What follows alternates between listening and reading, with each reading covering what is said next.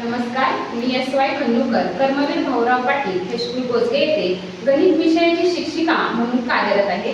तर विद्यार्थ्यांनो, तुम्ही इयत्ता 9वी मध्ये वेगवेगळ्या बहुपदीच्या प्रकाराविषयी शिकला आहात. म्हणजे कोटी म्हणजे काय, तर चलपदाचा सर्वात मोठा घटक असतो त्याला कोटी म्हणतात. तसे चलपद, स्थिरपद, बहुपदीचे प्रकार, रेषीय बहुपदी म्हणजे काय, तर रेषीय बहुपदीचा कोटी 1 असतो त्याला रेषीय बहुपदी म्हणतात. आणि वर्ग बहुपदीची कोटी 2 असते त्याला वर्ग बहुपदी म्हणतात. आणि घन बहुपदीची कोटी 3 असते त्याला घन बहुपदी म्हणतात. हे आपण शिकला आहात. आज आपण वर्ग समीकरण म्हणजे काय ते शिकणार आहोत. वर्ग समीकरण म्हणजे ज्या समीकरणाच्या चलपदाचा सर्वात मोठा घातांक 2 असतो त्या समीकरणास वर्ग समीकरण असे म्हणतात. तर वर्ग समीकरणाचा आपल्या दैनंदिन जीवनामध्ये खूप उपयोग आहे.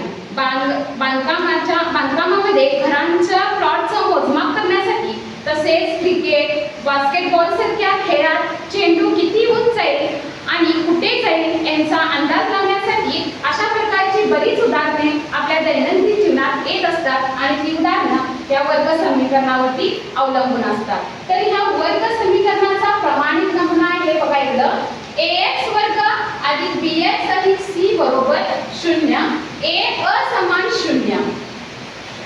येथे a b c या वास्तव संख्या आहेत. त्या ठिकाणी ह्या समीकरणामध्ये a b c ह्या वास्तव संख्या आहेत. वास्तव संख्या म्हणजे काय, तर वास्तव संख्या म्हणजे परिमेय संख्या आणि अपरिमेय संख्या मिळून तयार होणाऱ्या संख्यांना वास्तव संख्या असे म्हणतात. तर या ठिकाणी बघा a असमान 0 दिलेला आहे. म्हणजे a च्या ठिकाणी जर 0 असेल तर ते वर्ग समीकरण होत नाही, तर ते होतंय रेषीय बहुपदी. bx अधिक c हे रेषीय बहुपदी होते. म्हणून a नॉट इक्वल टू 0 असं दिलेलं आहे. म्हणजे 0 नसेल तर ते वर्ग समीकरण होते. म्हणजे ax वर्ग अधिक bx अधिक c बरोबर 0 असेल, म्हणजे दिलेली बहुपदी जर बरोबरशी 0 असेल तर ती वर्ग समीकरण होते.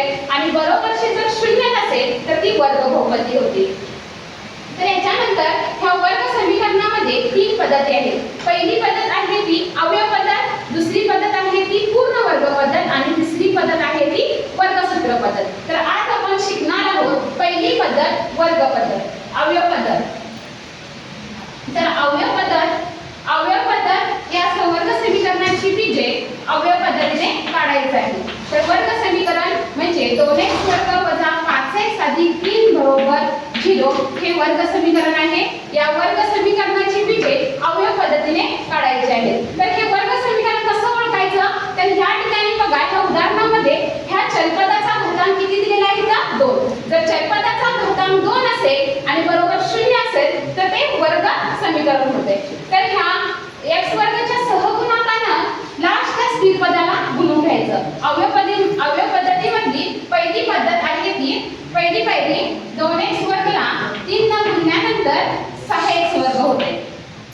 अशा दोन संख्या घ्यायचं की त्यांचा गुणाकार 6x वर्ग व्हायला पाहिजे आणि त्यांच्या मधल्या पदांची बेरीज जी आहे ती वजा 5x व्हायला पाहिजे. दोन संख्या कुठल्या, तर 6 चे अवयव काढवायचे.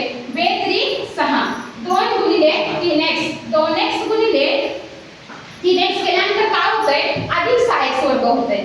आणि वजा 2x गुणिले वजा 2x आणि वजा 3x केल्यानंतर काय होतंय इथं वजा 5x होतंय. दोन मधल्या पदाच्या ठिकाणी पहिला आहे तसंच ठेवायचं, 2x वर्ग आहे तसं ठेवायचं आणि मध्ये जे पद आहे वजा 5x आहे त्याच्यामध्ये फोड केलेली जी आहे ते पद लिहायचं. मग इथं काय येतंय वजा 2x वजा 3x अधिक 3 लास्ट स्थिर पद आहे तसं ठेवायचं. त्याच्यानंतर 2 चे गट पाडवायचे. इथं समजलं तुम्हाला, इथं वजा वजा काय होतंय अधिक होतंय. 2 आणि 3 किती होतात 5 होतात. मग दोनांची जर चिन्ह वजा असेल तर नेहमी त्याची बेरीज कशामध्ये येते वजामध्ये येते. मग 2 चे गट पाडवायचे. पाडवल्यानंतर ह्या दोन गटामध्ये जो सामायिक अवयव आहे तो काढून घ्यायचा. मग ह्या दोन गटामध्ये सामायिक अवयव कुठला आहे, सामायिक अवयव म्हणजे ह्याच्यात पण समान आणि ह्याच्यात पण समान. कुठला आहे सांगा याच्यामध्ये 2x समान आहे. मग 2x समान असलेलं कंसाच्या बाहेर ठेवायचं आणि कंसामध्ये आहे ते घ्यायचं. x 2x ला x ने गुणल्यानंतर काय होतंय 2x वर्ग होतंय. मग इथे चिन्ह कुठलं वजा मग इथं 2x आहे. हे ह्याला 2x ला किती ना गुणला तर उत्तर 2x येत आहे. 1 या संख्येनं गुणलं तर उत्तर काय येतं इथं 2x येत आहे. 2x गुणिले x काय होत आहे 2x चा वर्ग होत आहे. चिन्ह कुठला येतं वजा 2x एके 2x. नंतर इथं चिन्ह कुठलं आहे ते ठेवायचं वजा. तर ह्याच्यामध्ये कॉमन समान क्रमांक कुठला आहे 3 आहे. त्याच्यानंतर इथं जो कंस आहे तोच इथं ठेवायचा x वजा 1. वजा गुणिले 3 गुणिले x काय होत आहे वजा 3x होत आहे. वजा वजा काय होत आहे अधिक होत आहे. 3 एके 3 होत आहे. नंतर 2x वजा समान असलेला कंस एकदा घ्यायचा आणि कंसाच्या बाहेर असलेला एका कंसामध्ये घ्यायचं. मग समान असलेला कंस काय आहे तर x वजा 1 आणि कंसाच्या बाहेर आहे ते 2x वजा 3. मग x वजा 1 बरोबर काय करायचं इथं 0 घ्यायचं.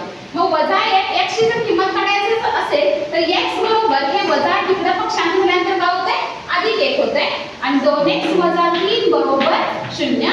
2x बरोबर हे वजा तिकडे पक्षांतर झाल्यानंतर काय होतंय अधिक 3 होतंय. मग x बरोबर हे गुणाकार आहे इकडे पक्षांतर झाल्यानंतर काय होतंय भागाकार होतंय. x बरोबर 3 भागिले 2 म्हणून x बरोबर 1 आणि x बरोबर 3/3 या समीकरणाची